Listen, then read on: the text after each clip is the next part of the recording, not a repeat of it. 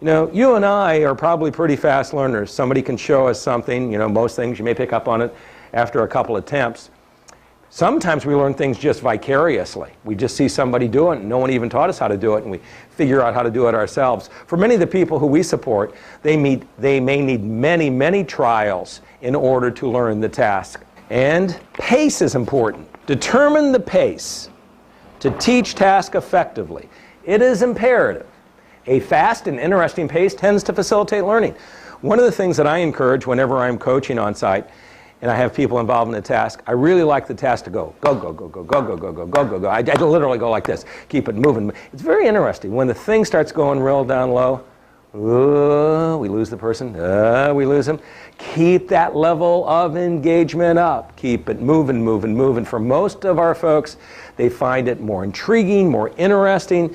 It increases their enthusiasm. So keep the task moving. When you have people just standing around, and this is a word I'm going to be using, waiting, which by the way is a very vulgar word, the word wait.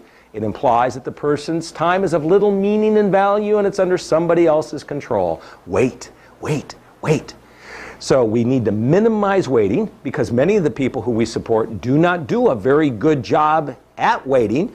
So we want the task to be moving, moving, moving. There is a challenge with this. In order to keep the task moving, in order to have a high level of engagement for the people we support, there's somebody else who needs a high level of engagement. Who is that? It's us. And that's the biggest challenge.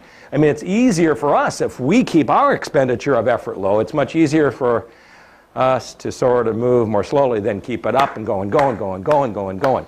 But it makes the task more interesting, and it more likely encourages the individuals to stay with the task rather than losing their attention to it. Pacing a task is individually determined. So yes, we want it to go, go, go, go, go, go, but that's in relationship to the individual. You know, it's interesting. I spend a lot of time on job coaching sites, sheltered employment programs, places where people are engaged in work. And it's very interesting watching many people with intellectual disabilities when they work. It's like this.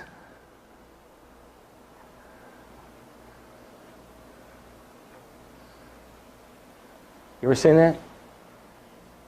And you know, it's that pace, that slow pace. I've come to a conclusion. In the vast majority of cases, that's not a function of their mental retardation. Because if you watch that same person eating, you watch them engage in a task of preference, something they really enjoy, man, they're out there doing it and they're doing all this stuff, you know. But then you watch them at work, you know, and they're raking. You ever seen them rake? It's like this. But what is the expectation for raking? You know, normally, you know, you got to be productive, productive, productive. And part of that is that learned behavior. We've grown to accept people moving at these very slow paces and have written them off because of their mental retardation. And my response is we've got to expect people to move, move, move, move, move, move, move, move, move. And there's a name for it in employment. It's called work hardening. You know, got to move, move, move, move, move, move, move. And make the learning relevant. Teach activities, not skills. That's real important. It's a lot different than what we used to do. Teach activities, not skills. Let's take a look at what this means. It's the difference between teaching somebody a palmer grasp versus throwing a softball. What I really want to do is get the individual involved in the task to value it, a task that has meaning. And when they're involved in that task, it hopefully will have a functional outcome. Let me give you the definition of functional outcome. What new skill and ability is the person acquiring as a result of engaging in the activity? Let's do it again. Actually, 2 more times. Functional outcome. What new skill and ability is the person acquiring as a result of engaging in the activity? What new skill and ability is the person acquiring as a result of engaging in the activity? Well, the activity is throwing a softball.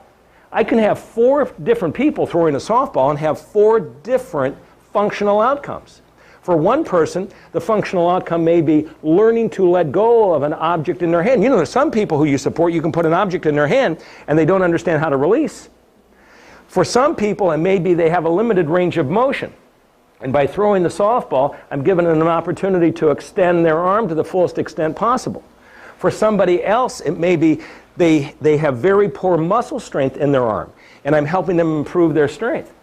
So we can have several individuals engaged in the same activity, but identify individualized functional outcomes for them. That's what we need to be doing.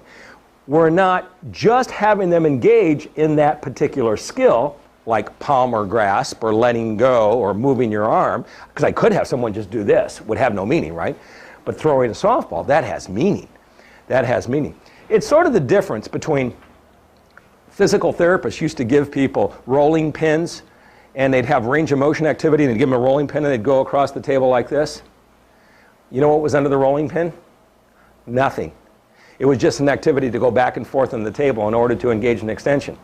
In my response, we need to be teaching people activities in a context of meaning. And yes, they should have functional outcomes associated with them. I can give you another quick example.